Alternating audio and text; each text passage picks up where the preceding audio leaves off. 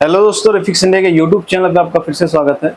आज की वीडियो में हम बात करेंगे, हमारे पास यहाँ पर एक सेट है जो कि हमारे पास 32 इंची का सेट है और इसमें जो पैनल कंपनी ने यूज करा है वो यहाँ पर पीटी कंपनी का पैनल यूज करा है दोस्तों, 2 कॉफ का।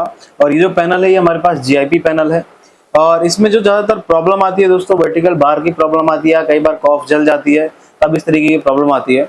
और ये जो सेट है हमारे पास, ये लोकल कंपनी का सेट है। तो सबसे पहले मैं आपको यहाँ पर सेट को ऑन करा के इसके पिक्चर की कंडीशन दिखा देता हूँ। तो यहाँ पर जैसे मैं सेट को ऑफ करके यहाँ पर ऑन करता हूँ और ऑन करने पे देखेंगे कि हमारा जो पिक्चर है इसमें क्या सिम्टम हमें देखने के लिए मिल रहा है। तो यहाँ से सेट को मैं ऑन करता हूँ और ऑन करने के बाद अगर हम देखेंगे इसमें, तो अभी यहाँ पर 1 सेकंड पिक्चर हमारी सही रहती है और 1 सेकंड यहाँ पर फ्लिकर करती है। तो कुछ इस तरीके से हमें यहाँ पर फॉल्ट देखने के लिए मिल रहा है, यानी कि अभी क्या है कि 1 सेकंड चल रही है पिक्चर और 1 सेकंड सही हो रही है और खराब हो रही है। तो इस तरीके की प्रॉब्लम को हम जंपिंग या फ्लिकरिंग प्रॉब्लम कहते हैं। और इस प्रॉब्लम को कैसे सॉल्व करना है, पैनल को कैसे रिपेयर करेंगे, वीडियो को लास्ट तक जरूर देखें जिससे आपको समझ में आए। अगर आपको भी पैनल रिपेयर करने में प्रॉब्लम आती है और आप अपने आप को अपडेट करना चाहते हो तो ऊपर दिए गए आई बटन पर क्लिक करेंगे जिससे आपको पूरी इन्फॉर्मेशन मिल जाएगी।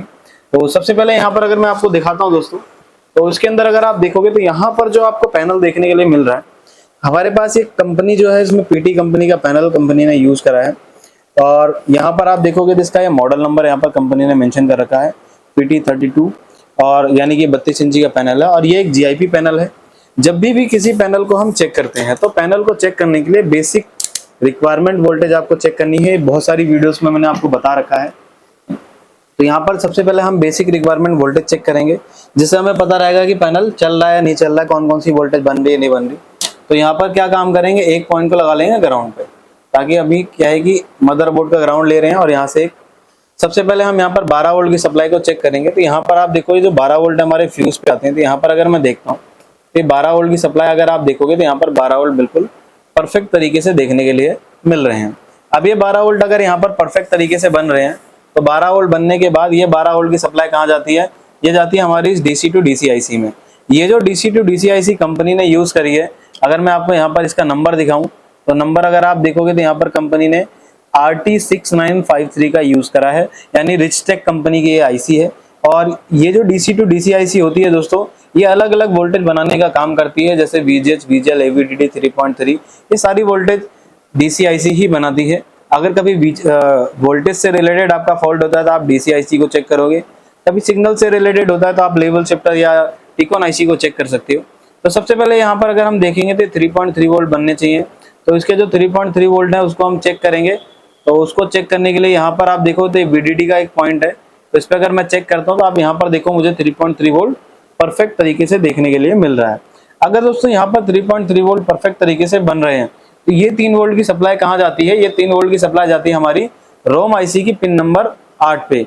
तो यहाँ पर अगर हम देखते हैं तो रोम IC की पिन नंबर 8 पे PF पे अगर मैं चेक करता हूँ तो यहाँ पर मुझे 3 वोल्ट की सप्लाई बिल्कुल परफेक्ट तरीके से मिल रही है। अब ये 3 वोल्ट की सप्लाई हमारी इस टिकोन IC को जाती है। तो टिकोन IC पे अगर मैं चेक करता हूँ तो यहाँ पर एक वोल्टेज मिलनी चाहिए जो कि हमें यहाँ पर 3 वोल्ट की सप्लाई मिल रही है। अब दोस्तों ये सभी वोल्टेज बनने के बाद होता क्या है कि टिकोन IC को जैसे ही 3.3 वोल्ट मिलते हैं तो ये यहाँ से एक इनेबल 3.3 वोल्ट का DC टू DC IC को देती है।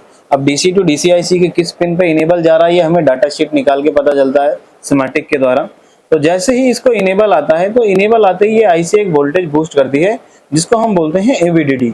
तो AVDD के लिए अगर हम यहाँ पर देखेंगे तो हमारे पास एक सर्किट मिलना चाहिए। तो यहाँ पर अगर हम देखेंगे तो बहुत सारी कॉइल लगी है, तो कंपनी ने यहाँ पर बहुत सारे सर्किट बना रखे हैं। तो यहाँ पर अगर मैं देखता हूँ तो ये सर्किट किस चीज का है, तो यहाँ पर आप देखो 12 वोल्ट यहाँ पर आ रहे हैं। और अगर मैं यही डायोड के आउटपुट में चेक करता हूँ तो डायोड के आउटपुट पे आप देखो यहाँ पर मुझे 16 वोल्ट की सप्लाई मिल रही है दोस्तों। और ये जो वोल्टेज है इसको हम बोलते हैं AVDD वोल्टेज। और ये AVDD वोल्टेज दोस्तों बन के हमारी गामा IC के लिए जाते हैं। अब यहाँ पर AVDD के बाद HAVDD बनने चाहिए। तो HAVDD अगर मैं देखता हूँ तो यहाँ पर HAVDD आप देखो यहाँ पर कितने बन रहे हैं, AVDD के हाफ वोल्टेज होते हैं जो कि यहाँ पर हमारे 7 वोल्ट के अराउंड यहाँ पर वोल्टेज हमें देखने के लिए मिल रहा है। अब दोस्तों अगर ये वोल्टेज यहाँ पर परफेक्ट तरीके से बन रही है तो ये वोल्टेज बनने के बाद होता क्या है कि यहाँ पर आपकी अलग अलग वोल्टेज बनती है। जैसे यहाँ पर एक VAA है, तो VAA का मतलब होता है AVDD। यही आपका अलग अलग नाम मिलते हैं अलग अलग पैनल में, तो ये सारी चीजें हमें पता होनी चाहिए। तो यहाँ पर अगर आप देखोगे तो एक सर्किट बना हुआ है जो कि हमारा चार्ज पंप सर्किट होता है। और यहाँ पर अगर मैं देखता हूँ तो ये यहाँ पर AVDD सप्लाई इनपुट ले रहा है, और ये जो आउटपुट करेगा दोस्तों यहाँ पर ये VGH वोल्टेज आउटपुट करेगा। तो VGH अगर मैं चेक करता हूँ तो इस डायोड के इधर अगर मैं चेक करता हूँ तो आप यहाँ पर देखोगे 30 वोल्ट की सप्लाई हमें यहाँ पर मिल रही है। अगर 30 वोल्ट की सप्लाई मिल रही है तो दोस्तों इसका मतलब है कि आपकी जो DC टू DC IC है ये यहाँ पर परफेक्ट तरीके से काम कर रही है। जब DC to DC IC perfect तरीके से काम करती है तो यहाँ पर आप देखोगे एक VGL का पॉइंट आपको देखने के लिए मिल रहा है। और ये जो VGL पॉइंट है अगर मैं इस पे चेक करता हूँ तो यहाँ पर एक डायोड लगा हुआ है। ये डायोड रिवर्स लगा होता है दोस्तों, क्योंकि यहाँ पर क्या होता है ये सिरा इसका डायोड का एक सिरा ग्राउंड होता है, जबकि नॉर्मली क्या होता है ये सिरा आपका ग्राउंड से नहीं जुड़ा होता। तो यहाँ पर देखो कोई वोल्टेज नहीं है, लेकिन अगर मैं यहाँ पर चेक करूंगा डायोड के दूसरे सिरे पे तो यहाँ पर मुझे माइनस वोल्टेज मिल रहा है। और जबकि ये जो वोल्टेज है हमारा यहाँ पर -12 वोल्ट की सप्लाई बिल्कुल ओके तरीके से यहाँ पर मिल रहा है। अब दोस्तों यहाँ पर VGH, VGL, AVDD, VDD 3.3 सब वोल्टेज बन रही है, यानी DC IC अपना काम प्रॉपर तरीके से कर रही है। जब DC IC अपना काम प्रॉपर तरीके से करती है तो उसके बाद जो सेकेंड IC हम चेक करते हैं दोस्तों, सेकेंड IC हम यहाँ से चेक करेंगे कि आपकी जो लेवल शिफ्टर IC है, अगर आप यहाँ पर देखोगे तो आपके पास यहाँ पर लेवल शिफ्टर IC है। ये लेवल शिफ्टर IC अगर हम चेक करते हैं तो सबसे पहले यहाँ पर इसको VGH और VGL चाहिए। तो यहाँ पर आप देखो 2 PF कंपनी ने लगा रखे हैं और एक बड़ा PF यहाँ लगा हुआ है। तो इस पे अगर मैं चेक करूंगा तो यहाँ पर देखो मुझे जो वोल्टेज मिल रहा है वो कितनी वोल्टेज मिल रही है, -12 वोल्ट, क्योंकि इस लेवल शिफ्टर की जो रिक्वायरमेंट होती है वो यहाँ पर एक VGL और एक VGH और एक 3.3 वोल्ट की रिक्वायरमेंट होती है। तो अगर मैं यहाँ पर देखता हूँ तो अगर आप देखोगे तो यहाँ पर जो वोल्टेज है 3.3 वोल्ट मिल गए। फिर यहाँ पर अगर मैं देखता हूँ तो यहाँ पर मुझे एक वोल्टेज मिलती है जिसको हम STVP बोलते हैं, या फिर आप इसको बोल सकते हो VSS वोल्टेज। तो यहाँ पर VSS मिल रही है, तो STV ये वोल्टेज है दोस्तों, और VSS वोल्टेज यहाँ पर मिल रही है हमें -10, और यहाँ पर एक VGL, और यहाँ पर हमें मिलनी चाहिए VGH। तो आप देख सकते हो यहाँ पर हमारी जो लेवल शिफ्टर की रिक्वायरमेंट है ये भी हमारे यहाँ पर परफेक्ट तरीके से मिल रही है।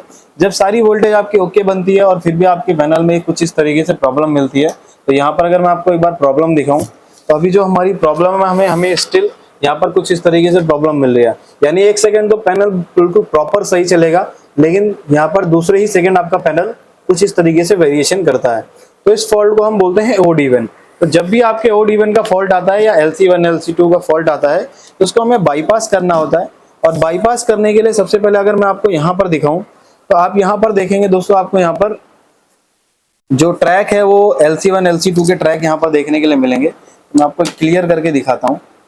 तो इसको चेक करने के लिए अगर आप यहाँ पर देखोगे तो यहाँ पर आपको LC1 LC2 देखने के लिए मिल रहा है। कुछ ये जो ट्रैक आप देख रहे हो यहाँ पर दोस्तों, तो उसको अगर मैं चेक करता हूँ तो यहाँ पर ये जो आप ट्रैक देख रहे हो ये हमारा STVP है।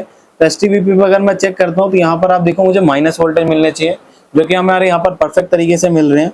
फिर इसके बाद अगर मैं यहाँ पर देखता हूँ तो ये जो हमारे LC1 LC2 ट्रैक हमें देखने के लिए मिल रहे हैं, यानी कि ये वाले, तो LC1 पे अगर चेक करूंगा तो यहाँ पर आप देख सकते हो मुझे जो वोल्टेज मिल रही है यहाँ पर 1 सेकंड VGL 1 सेकंड VGH, इसको हम बोलते हैं फ्लिप फ्लॉप। अगर ये फ्लिप फ्लॉप नहीं होगा या 1 सेकंड फ्लिप फ्लॉप रुक गया तो 1 सेकंड पिक्चर बनेगी और 1 सेकंड खराब हो जाएगी।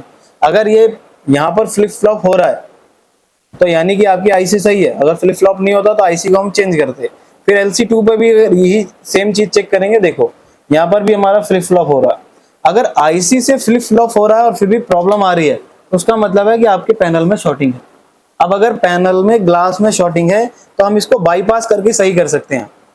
बाईपास करके कैसे सही करेंगे, हमें ये देखना है कि जब हम पिक्चर सही होती है तो LC1 पे कितनी वोल्टेज है, और जब पिक्चर खराब होती है तो LC1 पे कितनी वोल्टेज है। तो यहाँ पर अगर मैं देखता हूँ तो LC1 पे जब हमारी पिक्चर सही होगी तो यहाँ पर अगर मान के चलो आपको पैनल ऐसे दिखाई नहीं दे रहा तो आपको पैनल को खोल के फिर रिपेयर करना है। तो अभी क्या है, मैं यहाँ पर एक बार वोल्टेज को दूंगा और यहाँ पर वोल्टेज देने के बाद इसको बाईपास करूंगा। बाईपास करने के लिए सबसे पहले हमें इसे ट्रैक को ओपन करना पड़ेगा। तो यहाँ पर मैं ट्रैक को ओपन करने के लिए कुछ इस तरीके से सर्जिकल ब्लेड का यूज करता हूँ दोस्तों।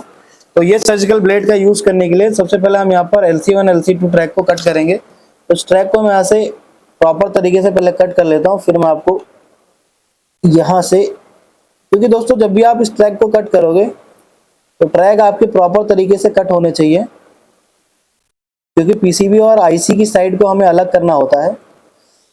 तो अभी आप यहाँ पर देखोगे तो मैंने यहाँ पर इस ट्रैक को प्रॉपर तरीके से यहाँ से काट दिया। इसको थोड़ा सा यहाँ पर आप देखोगे तो मैं आपको यहाँ पर जूम करके दिखाता हूँ। तो ये आप देखोगे ट्रैक मैंने यहाँ से दोनों ट्रैक को यहाँ पर अलग कर दिया कुछ ऐसे। अब ये ट्रैक मेरा यहाँ पर अलग हो चुका है, ये दोनों ट्रैक मैंने यहाँ पे काट दिए हैं। अब दोनों ट्रैक को काटने के बाद हम यहाँ पर इसको बाईपास करेंगे, यानी ये वाला साइड जो है ग्लास में जा रहा है और ये वाला साइड ग्लास में जा रहा है।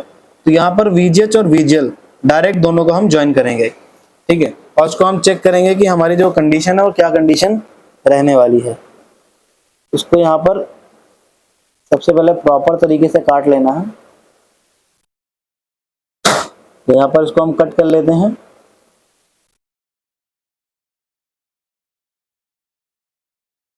तो अभी हमारा जो ट्रैक है कट चुका है प्रॉपर तरीके से दोस्तों। अब कटने के बाद अगर हम यहाँ पर थोड़ा सा जंपर लगाएंगे तो हमें पेस्ट की जरूरत होगी, तो पेस्ट ले लेंगे हम थोड़ा सा। और जब भी आप जंपर वगैरह लगाते हो यहाँ पर बाईपास करते हो दोस्तों, तो आपको यहाँ पर माइक्रो जंपर का यूज करना है, या फिर आप इस तरीके के जंपर वायर का भी यूज कर सकते हो दोस्तों। तो सबसे पहले अभी क्या है, थोड़ा सा हम पेस्ट लगाएंगे यहाँ पर, थोड़ा सा हम पेस्ट लगा लेते हैं। तो कुछ इस तरीके से आपको यहाँ पर पेस्ट लगाना है ऐसे, और जहां से आपको VGH या VGL लेना है वहां पर भी आपको थोड़ा सा पेस्ट अप्लाई करना है, और फिर इस जंपर को लगाकर हम इस पैनल को ओके करेंगे। यहाँ पर कुछ इस तरीके से हमने यहाँ पर VGL आ रही थी और यहाँ पर VGH थी, तो इसका भी हम जंपर लगाएंगे। और जंपर लगाने के लिए हमें यहाँ पर इस जंपर का यूज करना है। और जब भी आप इस तरीके के जंपर वगैरह लगाते हैं दोस्तों, तो आपकी जो हैंड स्किल है थोड़ी प्रॉपर तरीके से होनी चाहिए, क्योंकि अगर हैंड स्किल प्रॉपर तरीके से नहीं होगी तो कहीं ना कहीं बाद में आपकी ट्रैक शॉर्ट हो सकते हैं, कहीं ना कहीं प्रॉब्लम क्रिएट हो सकती है, जो पैनल रिपेयर होने वाले हैं वो और ख़राब हो सकते हैं। तो यहाँ पर अभी हम इसको क्या है देखते हैं क्या कंडीशन रहती है। इसको यहाँ से थोड़ा सा शोल्डर लगा लेंगे ऐसे, और जो एक्स्ट्रा वायर है इसको हम कट कर देंगे, क्योंकि आपको बहुत ही हल्का सा पॉइंट लेना है कुछ इस तरीके से। और यहाँ पर इसको हम लगाते हैं। उसको जब भी हम ज्वाइन करेंगे तो इस तरीके से जहाँ पर आपको ज्वाइन करना है उसी पॉइंट पे आपको टच करना है। और जितना हमें डिस्टेंस चाहिए उतना हम यहाँ पर डिस्टेंस ले लेते हैं। एक हमारा पॉइंट रहेगा VGL का और एक VGH का। तो यहाँ पर मैं 2 वायर कट करूंगा दोस्तों कुछ इस तरीके से, और दोनों ही वायर मेरे कुछ इतने बड़े रहेंगे। यहाँ से काट लेता हूँ इसको ऐसे, यहाँ से इसको काट लूँगा। अभी यहाँ पर क्या है कि सबसे पहले मैं इस जंपर को लगा लेता हूँ, लगाने के बाद फिर मैं आपको दिखाता हूँ। तो दोस्तों देख सकते हो यहाँ पर क्या है कि मैंने अभी इसको बाईपास कर दिया है, और यहाँ पर VGH और एक VGL मैंने यहाँ से इसको डायरेक्ट दिया है ट्रैक को।